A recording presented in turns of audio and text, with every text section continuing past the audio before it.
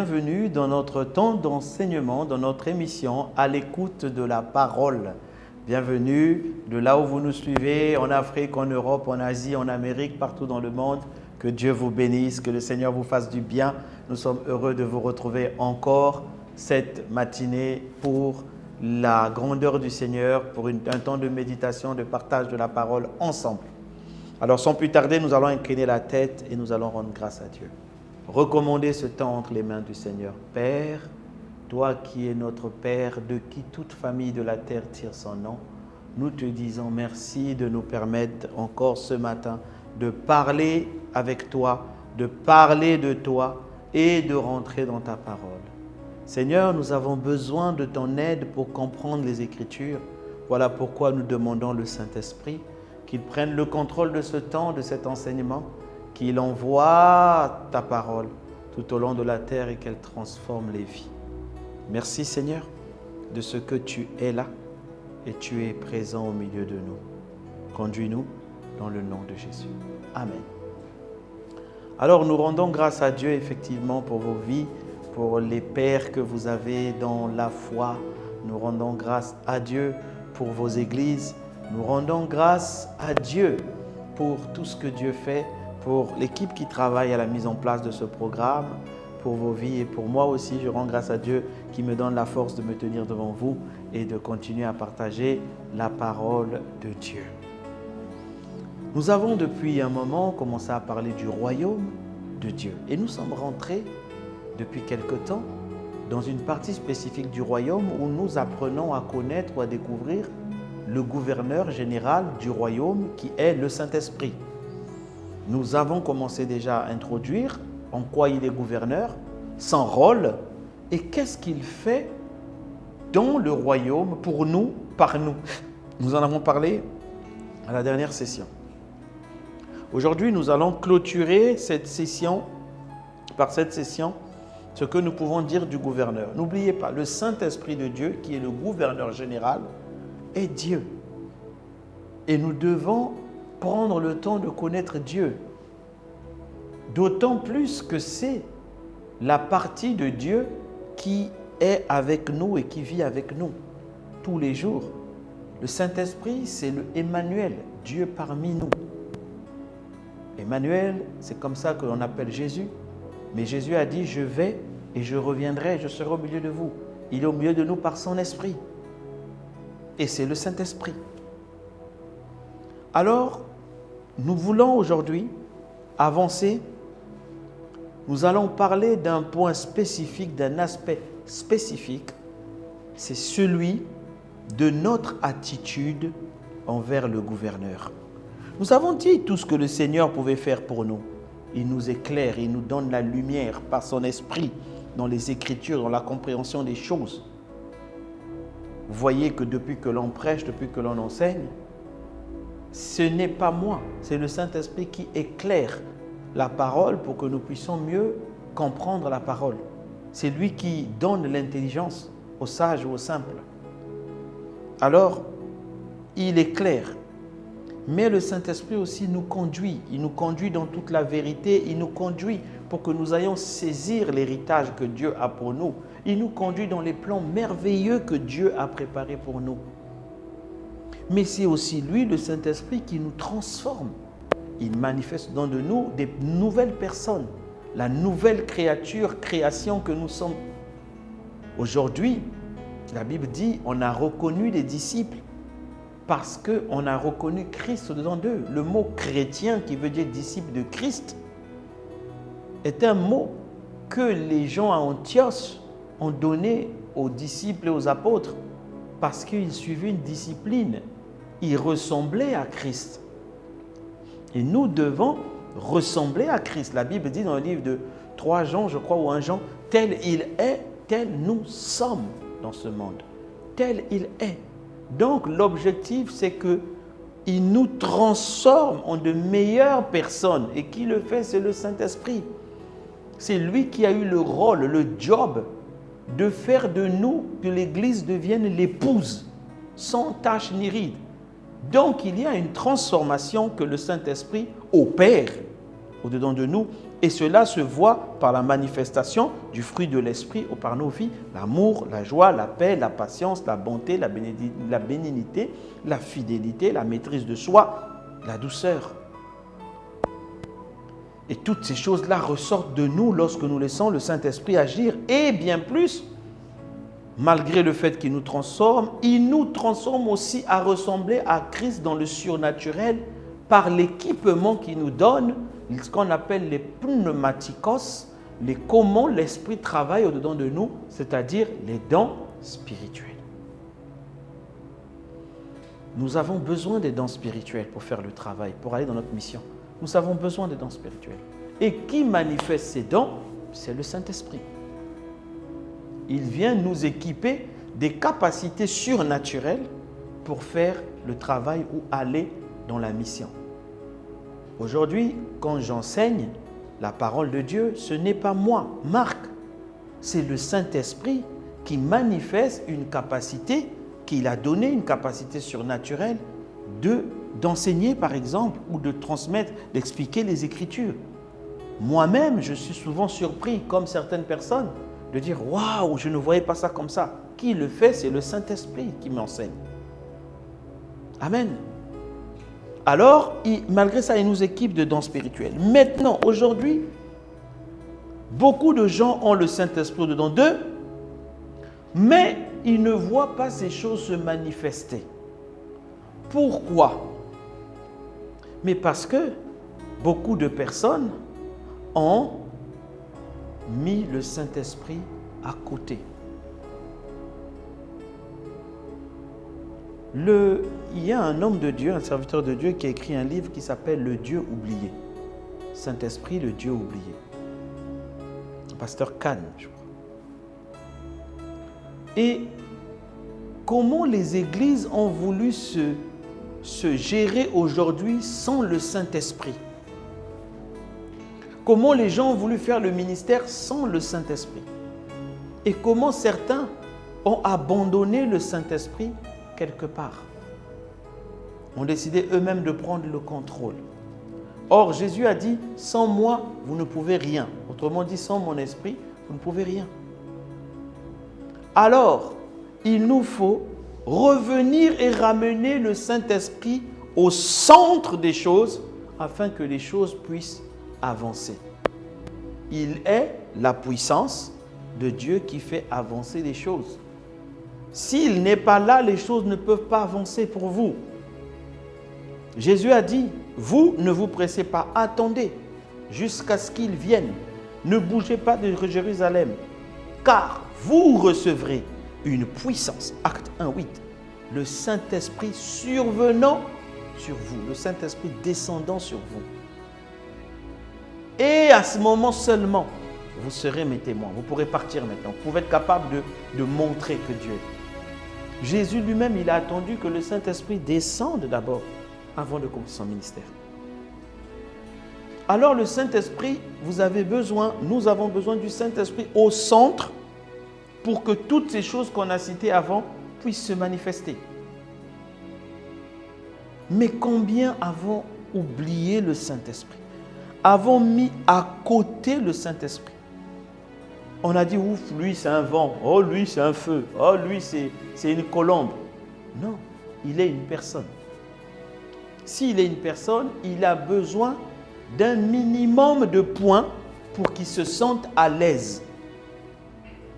Nous avons lu dernièrement, le Seigneur Jésus a dit à ses disciples dans le livre de Jean, Jean 20, verset 22, il dit, après ces paroles, il souffla sur eux.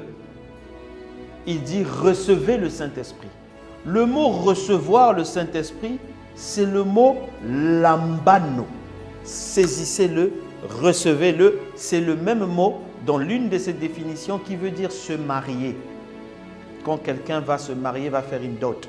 C'est-à-dire qu'il change sa façon de vivre parce qu'il n'est plus célibataire. Il partage maintenant sa vie avec quelqu'un. À partir de ce moment, son attitude change, ses réactions changent.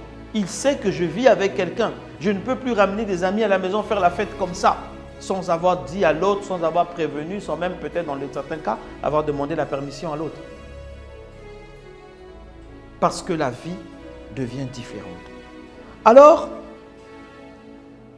pour que le Saint-Esprit se sente à l'aise, pour que, entre guillemets, quand vous mariez, votre mari qui vous a emmené dans sa maison, ou votre femme que vous avez emmenée dans votre maison, pour qu'elle se sente à l'aise, cette femme, et pour qu'elle libère tout le potentiel qu'elle a, il faut qu'il y ait un minimum dans la réception ou dans l'attitude que vous avez. Si vous recevez un invité chez vous, un grand invité, un grand homme, mais vous ne préparez pas une chambre pour lui, vous ne préparez pas, cette personne ne se sentira pas à l'aise. Le premier point, c'est qu'elle ne va même pas déballer ses bagages, elle va les mettre où vous n'avez pas préparé une armoire. Il en est de même avec le Saint-Esprit. Pour que le Saint-Esprit agisse dans nos vies, nous devons l'accueillir en tant que personne, en tant que Dieu. Nous devons honorer cette autorité. Si le président de la République de là où vous habitez, ou le roi du pays là où vous habitez, du royaume où vous êtes, décide de venir manger chez vous, vous allez mettre tout en place pour que rien ne manque. On va même préparer une chambre au cas où il veut faire une petite sieste après le repas. Tout sera mis en place pour que les choses se passent bien. Mais nous ne le faisons pas pour le roi, l'esprit du roi, le gouverneur général du royaume des cieux. Voilà pourquoi nos vies tâtonnent, tâtonnent. Celui qui est censé nous aider partout, nous ne l'accueillons pas. Nous ne l'honorons pas. Nous ne lui montrons pas qu'il est le roi et que nous avons besoin de lui. La Bible dit dans le livre de 1 Corinthiens 2 au verset 9, « Mais comme il est écrit, ce sont des choses que l'œil n'a point entendu, que l'œil n'a point reçu, des choses qui sont pas montrées. Mais Dieu nous a préparés pour ceux qui l'aiment. Dieu nous les a révélées par le Saint-Esprit. » C'est-à-dire que tout ce qui est bien pour vous va vous être révélé par le Saint-Esprit, car l'Esprit sonde bien les profondeurs de Dieu. La Bible dit maintenant au verset 12, « Or, nous n'avons pas reçu l'esprit du monde, mais nous avons reçu l'esprit qui vient de Dieu, afin que nous connaissions les choses que Dieu nous a données par sa grâce. » Ça veut dire que pour connaître ces choses-là, tu dois d'abord quoi? Recevoir le Saint-Esprit, qui veut dire lambano, le Saint-Esprit, comme Jésus avait dit, recevez, accueillir, le prendre, t'installer avec lui, changer ta vie. Autrement dit, la première étape, c'est de le recevoir et de l'honorer. Le recevoir, ce n'est pas seulement dire Saint-Esprit, je te reçois. Mais il faut que ce soit dans ton cœur, dans ton attitude. Tu reçois une personne, pas une chose, pas un objet de décoration, encore moins un serviteur dont tu appuies le bouton seulement quand tu as besoin. Tu dois le recevoir. C'est une personne qui vient habiter au-dedans de toi. Il faut que tu l'accueilles. Voilà pourquoi les grands hommes de Dieu comme les David Yonguicho, comme les Benny Hinn ont écrit « Bonjour Saint-Esprit ». Tous les matins, ils se levaient, ils parlent à une personne. « Bonjour Saint-Esprit ». Bienvenue Saint-Esprit. Prends le contrôle maintenant. Ça, c'est ton tour, c'est toi. Il accueille. D'abord, ça commence par l'accueil. L'accueil, c'est-à-dire l'honorer par des marques d'honneur. Comme lorsqu'on accueille un grand chef. Saint-Esprit, nous t'accueillons par nos acclamations. Nous t'accueillons, je t'accueille dans ma maison. Viens, oh viens, je me prosterne pour t'accueillir. Je reconnais que c'est toi qui fais du bien dans ma maison et dans ma vie. Alors j'ai besoin de toi. Viens, sature ce lieu. Prends le contrôle parce que sans toi, nous ne connaîtrons pas les choses. Sans toi, nous ne prierons pas correctement. Sans toi, nous n'aurons pas la révélation. Nous devons t'accueillir par des chants, des louanges, des danses pour l'Esprit. Nous accueillons l'Esprit de Dieu. C'est l'Esprit du Roi. C'est l'Esprit de Jésus.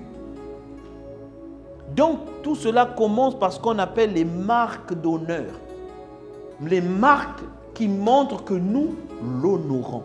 Nous savons qu'il n'est pas une chose, mais qu'il est Dieu, qui vient en nous et qui a le contrôle. Il est le gouverneur qui gère les affaires du royaume pour nous et qui nous aide, qui nous équipe, qui nous conduit.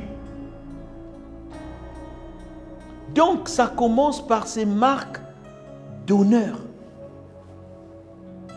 Alors, il faut l'accueillir dans votre maison, il faut l'accueillir dans votre vie, l'accueillir dans votre business. L'accueillir. Parce que c'est lui qui a le mandat de nous conduire. Il est notre guide. Il est le pilote. Vous êtes comme dans un avion qui est sans pilote. Et le pilote, c'est l'esprit. Alors, tant que le pilote n'est pas là, l'avion ne peut pas décoller. Voilà pourquoi vous êtes garé. Vous êtes bloqué à certains niveaux, dans vos ministères, dans votre appel, dans vos familles. Vous êtes bloqué. Mon frère, si tu es bloqué, c'est qu'il n'y a pas encore de pilote dans ton avion pour t'emmener. Et le pilote s'appelle le Saint-Esprit, le gouverneur. Il faut que tu l'appelles, il faut que tu l'accueilles. Ne te dis pas comment il va faire. Ça, c'est son travail. Mais il doit être là. Vous voyez, au commencement, la Bible dit, la terre était informe et vide. Au commencement, Dieu créa le ciel et la terre. La terre était informe et vide. Mais Dieu ne pouvait rien faire. Voilà pourquoi le premier verset qui apparaît, c'est l'Esprit de Dieu se mouvait sur les eaux. Il faut qu'il soit là. Et Dieu dit, ça veut dire que l'Esprit, c'est lui qui va prendre la parole, la prophétie qui avait été annoncée sur votre vie pour que la lumière soit. Qui a créé la lumière? Mais c'est l'Esprit qui est en action. L'Esprit de Dieu. Vous savez, regardez quand vous voyez, souvent quand... Bon, ça je vais vous donner un secret. Quand nous prions, souvent à l'entrée de chaque mois, nous demandons toujours la lumière. Parce que la lumière, c'est la première chose que Dieu fait. Voilà pourquoi quand on a parlé de ce que la Bible dit, ce que le Saint-Esprit fait pour nous, la première chose, il nous éclaire. Donc, on a besoin de lumière pour ne pas que tu tâtonnes. Il y a des gens, tu vois, tu as plein de lumière dans ta maison, mais dans la vie, tu es en train de tâtonner, tu es dans l'aveuglement. Donc, celui qui emmène la lumière, c'est le Saint-Esprit. Alors, il faut l'accueillir comme celui qui va venir te montrer des solutions, qui va te donner des idées. Quand tu rentres dans ton entreprise, dis Saint-Esprit, viens conduire cette entreprise. Viens garder cette entreprise, viens aider cette entreprise. Prends le contrôle de cette entreprise. Moi, je ne sais pas. Dans ta maison, dans ta famille, honore-le, reçois-le, reçois-le. Reçois-le. Deuxièmement, après le recevoir, comment on le reçoit? Il y a plus par les louanges, les chants, les acclamations, te prosterner. Il est Dieu, il mérite ça. Il en est dit. Après, pour que le Saint-Esprit se sente libre de travailler avec toi, tu dois le respecter. Le respecter. La Bible dit dans le livre de Jacques 4, verset 5, « Croyez-vous que l'Écriture parle en vain? C'est avec jalousie que Dieu chérit l'Esprit qu'il a fait habiter en nous. » Dieu aime le Saint-Esprit, il le chérit le Saint-Esprit. Alors il n'accepte pas que vous manquiez du respect au Saint-Esprit. Vous devez respecter le Saint-Esprit qui habite en vous, respecter ses décisions, le respecter. Il vous devez lui montrer comment c'est une personne. On ne le dira jamais assez, c'est une personne. Il faut le respecter.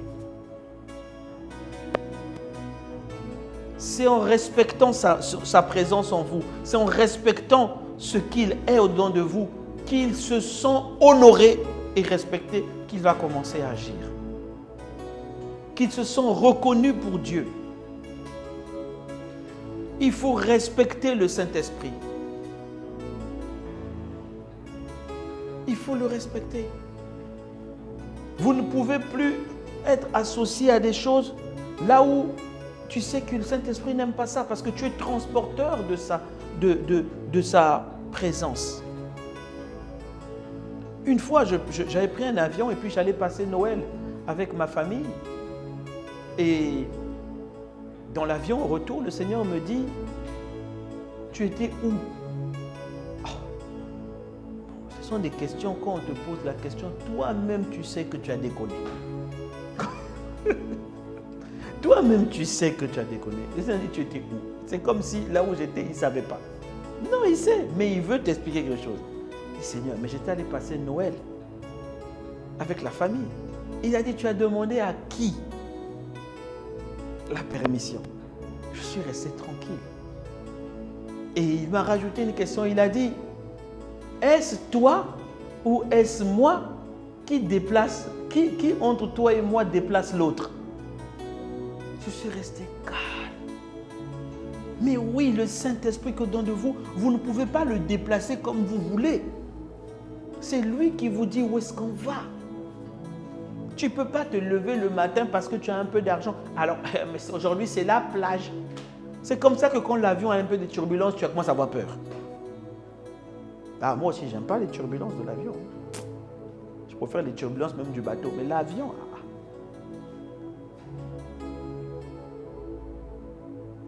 Alors, il faut le respecter. Quand vous devez même le déplacer avec vous puisqu'il habite en vous, vous devez prendre le temps de lui dire, Saint-Esprit, est-ce que David disait, par où monterai-je? Monterai-je à Hébron? Monterai-je? Mais par où irai-je, Seigneur? Monterai-je au combat ou ne monterai-je pas? Parce que c'est lui qui doit dire. Paul a écrit dans les Écritures, dans le livre de Romains, je crois, je prie que Dieu me donne un accès pour venir vous voir. C'est-à-dire qu'il sait qu'il ne peut pas se déplacer comme ça. Alors, le respecter, nous devons aussi apprendre à le suivre. Troisième point, c'est apprendre à le suivre. Le premier, c'était le recevoir en l'honorant par les marques d'honneur. Deuxième point, c'était le respecter en tant que Dieu, le recevoir aussi en tant que Dieu, le respecter en tant que Dieu qui habite en vous, parce que le Père chérit son esprit. Ça veut dire que quand il voit l'esprit, il veut que l'esprit soit à l'aise. Et troisièmement, nous devons le suivre, obéir à ses instructions. Tu veux que le Saint-Esprit déploie tout ce qu'il a dans ses bagages pour toi? Sois obéissant. S'il te dit ne va pas, ne va pas. Va, va. Ose, ose. Agis, agis. Si tu ne le fais pas, il ne se sentira frustré. Il se sentira frustré. Quatrième point, tu dois apprendre à le valoriser. Comment on valorise l'esprit? En étant conscient qu'il est en toi et en lui demandant de faire ce qu'il sait faire. Quand on commence à enseigner, à parler dans le programme, on dit toujours « Saint-Esprit, prends le contrôle ». Ça veut dire que je valorise ta présence parce que je sais que c'est toi qui enseignes. Ce n'est pas moi. C'est toi qui touches. C'est toi qui sais comment. La Bible dit, on a vu dernièrement, Acte 9, 31. L'Église était en paix. Ça croissait, s'édifiait, augmentait la crainte du Seigneur. Tout cela, il le faisait par l'assistance du Saint-Esprit. C'est-à-dire que si c'est le Saint-Esprit qui emmène la paix, il faut l'honorer. Il faut dire, je te valorise, je valorise l'Esprit qui emmène la paix. Encore si c'est lui qui connaît ton appel, comme on a lu là, qui vient t'annoncer, il faut dire Saint-Esprit, je sais que c'est toi qui viens pour m'annoncer les choses à venir, les choses que Dieu a préparées pour moi. Alors sois le bienvenu. Le bienvenu, il faut le valoriser. Il faut parler avec lui, de lui avec respect et fierté. Il est le puissant Saint-Esprit. Lorsqu'on invite le Saint-Esprit au début du programme, ce n'est pas un rituel. Voilà pourquoi lorsque vous transformez ça en rituel, il ne vient pas, il ne se manifeste pas. Il est là, mais il ne se manifeste pas. Mais lorsque vous l'invitez avec votre cœur, Saint-Esprit de Dieu, prends le contrôle et viens. Pourquoi? Parce que je sais que sans toi, on ne peut rien faire. C'est toi qui connais le programme d'aujourd'hui. C'est toi qui sais ce qu'il convient d'enseigner, de dire. C'est toi qui sais s'il faut prier pour les malades. C'est toi qui sais qu'il y a quelqu'un qui me suit, qui a mal à la poitrine et que Dieu enlève cette douleur. au nom de Jésus. C'est le Saint-Esprit qui sait.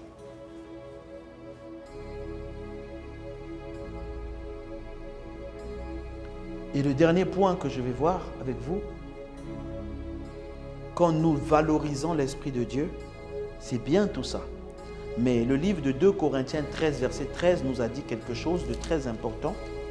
Il dit que la grâce du Seigneur Jésus-Christ, l'amour de Dieu, le Père, et que la communion du Saint-Esprit demeure, soit avec vous, soit toujours avec vous, toujours.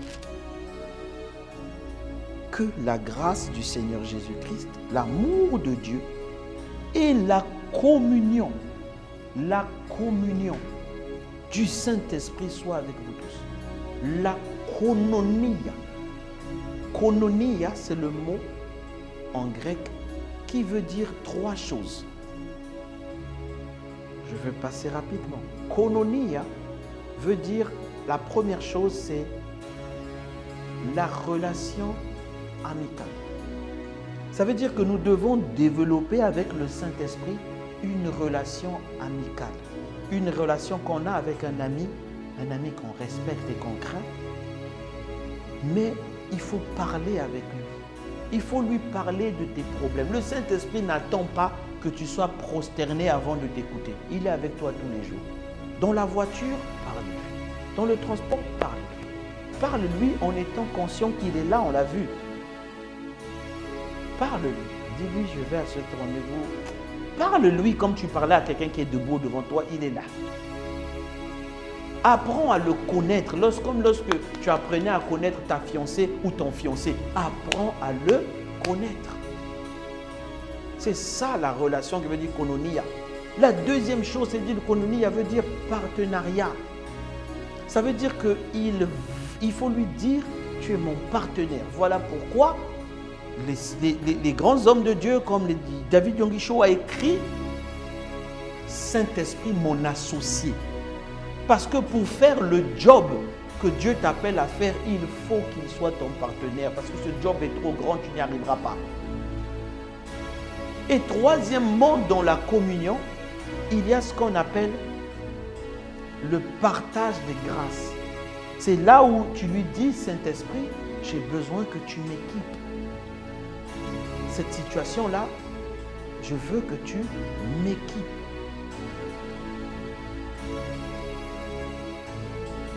Donc, la communication, la communion avec le Saint-Esprit est d'une importance capitale.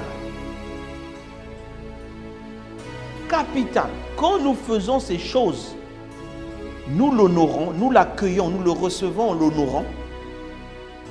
Lorsque nous le respectons, lorsque nous sommes obéissants et nous le suivons ses instructions, lorsque nous le valorisons et nous sommes conscients de qui il est et qu'il est en nous, et que à la fin, nous pratiquons ensemble la communion, le Saint-Esprit se déploie dans nos vies bien au-delà de ce que l'on pense. Bien au-delà de ce que l'on pense. Alors, là où vous êtes, le gouverneur du royaume, le gouverneur général, il est déjà là en action. Il est en train de vous parler. Il vous donne les clés pour voir votre vie être explosée, changer, être transformée. Il vous donne les clés. Il est le gouverneur en charge de faire cela. Alors faites ces choses. Et il vous apprendra encore autre chose lui-même. Il vous apprendra autre chose. Il mettra l'ordre là où il y a le désordre. Ne vous inquiétez pas du désordre qu'il y a. Le Saint-Esprit, il n'aime pas le désordre, mais il n'a pas peur du désordre. La Bible dit que la terre était informe et vide. Elle était un gros caillou bizarre. Bizarre, des cratères partout, bousiers. Comme était ta vie. Le Saint-Esprit était là. Il ne voyait aucune inquiétude. Oh, en un claquement de doigts, au son de la parole du Père. Et il a transformé la terre en une boule. Une boule que nous voyons que les extraterrestres apparemment veulent transformer une boule. Vous ne voyez pas que dans tous les films, c'est toujours ça, ils veulent venir pour la terre. Parce que la terre est belle. Le Saint-Esprit a fait un job. Même quand tu vois la terre d'un satellite bleu, c'est beau. Il y a des endroits quand tu visites la terre, tu te dis non, ça c'est tellement beau que c'est là. On dirait que Dieu est venu s'asseoir lui-même et puis il a dit, je vais faire un tableau ici. Qui?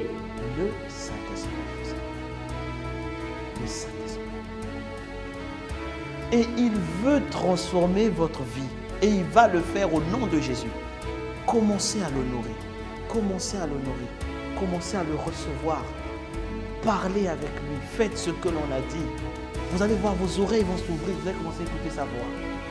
Il se sentira à l'aise. Que cela soit votre partage au nom de Jésus. Nous allons prier, nous allons nous arrêter là. Seigneur, nous te bénissons de ce que le gouverneur reprend sa place au centre de nos vies. Glorieux Saint-Esprit, nous t'adorons. Glorieux Saint-Esprit, nous t'adorons. Prends le contrôle de mon frère là où il est. Touche maintenant. Alors que quelqu'un reconnaît que c'est toi. C'est toi. C'est toi. L'énergie qui manquait dans nos vies. La vie qui manquait dans nos vies. C'est toi. Viens Saint-Esprit. Viens remettre l'ordre là où il y avait le désordre. Viens guérir là où il y avait la maladie. Viens Seigneur. Restaurer là où il y avait la pagaille. Merci parce que nous te faisons confiance. Je te fais confiance. Tu es celui qui veut notre bien et pas notre souffrance. Tu veux notre bonheur et pas notre douleur. Et tu nous donnes ce que le Père a préparé pour nous. Et tu manifestes ce cœur d'amour, ce cœur miséricordieux. Tu nous transformes à ce que l'on ressemble à Christ. Aide-nous, Saint-Esprit. Merci, Père, de ce que tu as jugé bon de nous donner l'Esprit. Tu as jugé bon de nous donner l'Esprit. La Bible dit, petit enfant, n'ayez crainte. Votre Père a jugé bon de vous donner l'Esprit. De vous donner le royaume. Saint-Esprit, viens. Manifeste maintenant le royaume au nom de Dieu. Manifeste son royaume. Gouverne et prends le contrôle de toutes choses. Restaure, ouvre l'intelligence, oh Dieu. Montre que tu es Dieu et que tu es à l'origine de ces paroles et de ce programme. Que quelqu'un qui avait perdu le feu de son ministère le retrouve maintenant allumé par l'Esprit au nom de Jésus-Christ. Que quelqu'un qui avait perdu espoir sente maintenant qu'avec l'Esprit de Dieu, l'espoir renaît, l'espérance vient s'asseoir dans son cœur. Seigneur, merci pour ta parole. Au nom de Jésus, nous avons prié. Amen. Que Dieu vous bénisse. Honorez l'Esprit, honorez le sang de Jésus et vous verrez tout ce qui va se faire. Si vous n'avez pas encore donné votre vie à Jésus, ne vous déconnectez pas tout de suite. Restez avec nous, vous allez faire la prière du salut. À vous les autres qui avez entendu ces paroles, mettez-les en pratique. Arrêtez d'aller vous plaindre, Dieu connaît déjà vos problèmes. Fermez votre porte, dites qu'il faut que le Saint-Esprit vienne. Appelez-le, accueillez-le, prosternez-le, dites-lui que je ne savais pas que c'était toi qui faisais tout ça dans ma vie. J'avais entendu parler de toi. Mais là, tu m'as touché, viens. Dites-le. Que Dieu vous bénisse. Nous disons à la prochaine.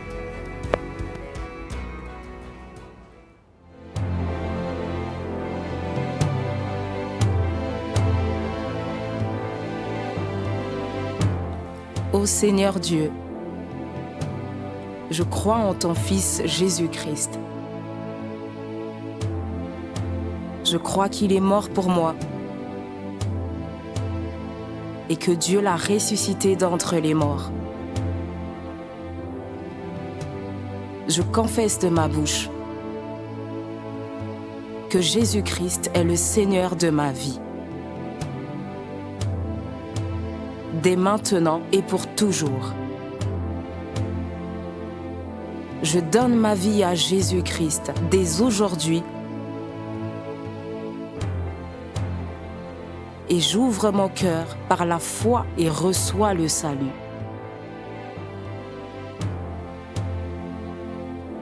Je reçois maintenant la vie éternelle dans mon esprit. Merci Seigneur d'écouter ma prière. Mes péchés ont été lavés par le sang de Jésus.